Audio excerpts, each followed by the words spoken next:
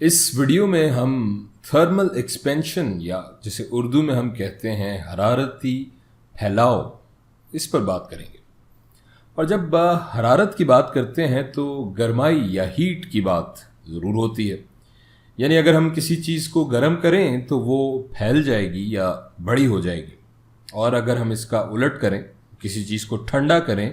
تو وہ چیز سکڑ جائے گی۔ لیکن کیا ہر چیز کے ساتھ ایسا ہی ہوتا ہے؟ نہیں، یہ ضروری تو نہیں۔ ہم کچھ مثالیں دیکھتے ہیں۔ مثال کے طور پر ہم تھرمامیٹر یا جسے اردو اصطلاح میں ہم کہتے ہیں حرارت پیما، اس کو ہم لیتے ہیں اور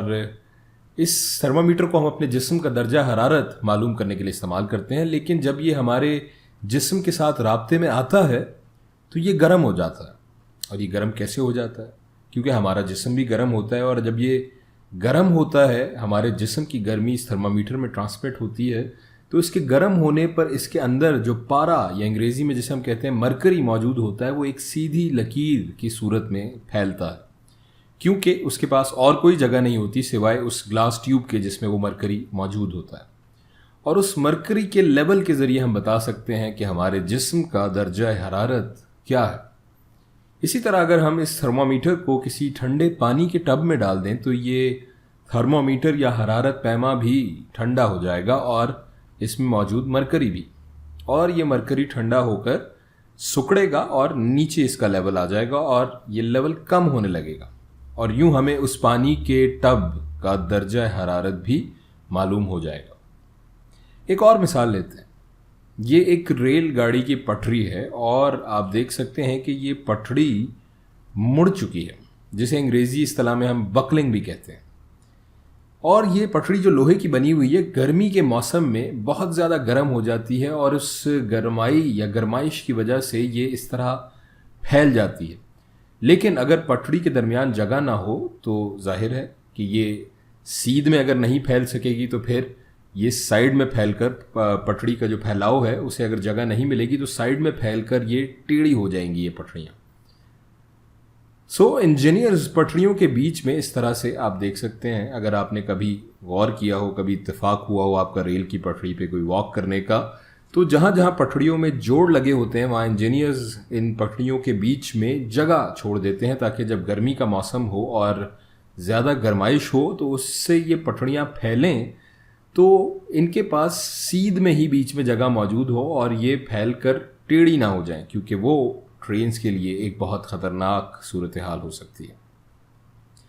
اب ہم یہ جاننے کی کوشش کرتے ہیں ذرا مزید تفصیل سے کہ یہ تھرمل ایکسپینشن یا حرارتی پھیلاؤ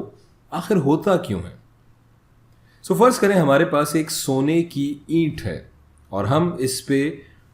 خوردبین سطح پہ یا مائکروسکوپک لیول پہ زوم ان کر لیتے ہیں، جہاں ہمیں اس سونے کے ایٹمز دکھائی دینے لگیں۔ اس طرح یہ ہم یہاں کچھ بنا لیتے ہیں، یہاں ہم ایٹمز کو دیکھ سکتے ہیں، یہاں ہم نے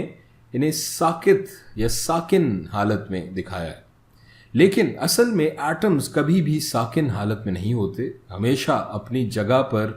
حرکت میں ہوتے ہیں یا وائبریٹ کر رہے ہوتے ہیں، کچھ اس قسم کا۔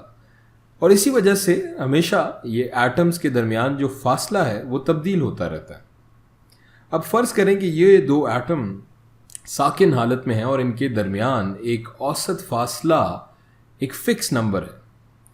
اب سوال یہ ہے کہ اگر میں سونے کی اس اینٹ کو گرم کروں تو کیا ہوگا؟ اس گرمائش سے ہر ایٹم کو مزید توانائی ملے گی، اور یہ توانائی ملنے کے بعد ہر ایٹم پہلے سے زیادہ وائبریٹ کرنے لگے گا، اور پھر اسی وجہ سے تمام ایٹمز ایک دوسرے سے اس وائبریشن کی وجہ سے مزید دور چلے جائیں گے، ایک دوسرے کو مزید دھکیلیں گے اس فورس کی وجہ سے، اور سب کے درمیان جو اوسط فاصلہ ہے وہ پہلے کے مقابلے میں بہت زیادہ بڑھ جائے گا، اور یہ ایٹمز اب فاصلہ بڑھنے کے بعد کچھ اس طرح سے دیکھیں گے۔ ہم نے اس سونے کی اینٹ کا درجہ حرارت بڑھایا، اسے ہم لکھ لیتے ہیں کہ یہ ٹیمپریچر ہم نے رائز کیا، بڑھایا، اور اس کی وجہ سے سونے کے ایٹمز بہت تیزی سے وائبریٹ کرنے لگے، یعنی کہ ان ایٹمز کی وائبریشن میں بھی اضافہ ہوا یا ان کی حرکت میں بھی اضافہ ہوا، اور اس کی وجہ سے ان کے درمیان اوسط فاصلہ بھی بڑھ گیا، یعنی کہ ایوریج ڈسٹنس میں بھی اضافہ ہو گیا۔ سو اب یہ ایٹمز پہلے کے مقابلے میں جو پہلے جگہ گھیر رہا تھا یہ اوور آل یہ پورا مٹیریل ہے، یہ سونے کی اینٹ، چونکہ ان ایٹمز کے درمیان ڈسٹینس یا فاصلہ بڑھ گیا، اوسط فاصلہ، تو اب یہ زیادہ جگہ گھیریں گے یہ ایٹمز بھی، اور اسی وجہ سے یہ پوری سونے کی اینٹ بھی پھیل جائے گی. اور اگر ہم اسے ٹھنڈا کریں گے تو ظاہر ایٹمز میں سے کچھ توانائی نکل جائے گی اور ان کی وائبریشن یا ان کی حرکت کم ہو جائے گی، اور ان کے بیچ کا اوسط فاصلہ بھی اس وجہ سے کم ہوگا. سو اس کا مطلب ہے کہ ہماری سونے کی گیند سکڑ جائے گی ٹھنڈا کرنے پہ. تو جتنا ہم گرمائی دیں گے کسی بھی چیز کو، کسی بھی شے کو یا مادے کو، تو اس چیز کے ایٹمز یا ان کی حرکت وہ بڑھے گی، اور اس سے یہ ایٹمز کے درمیان جو فاصلہ ہے وہ پھیل جائیں گے، اور وہ جو شے ہے یا وہ جو مادہ ہے وہ بھی پھیل جائے گی اور بڑھ جائے گی. اور اگر ہم اسے ٹھنڈا کریں گے تو اس کے ایٹمز سکڑنے لگیں گے، جس کی وجہ سے اس چیز کی مجموعی قامت میں فرق آتا رہے گا.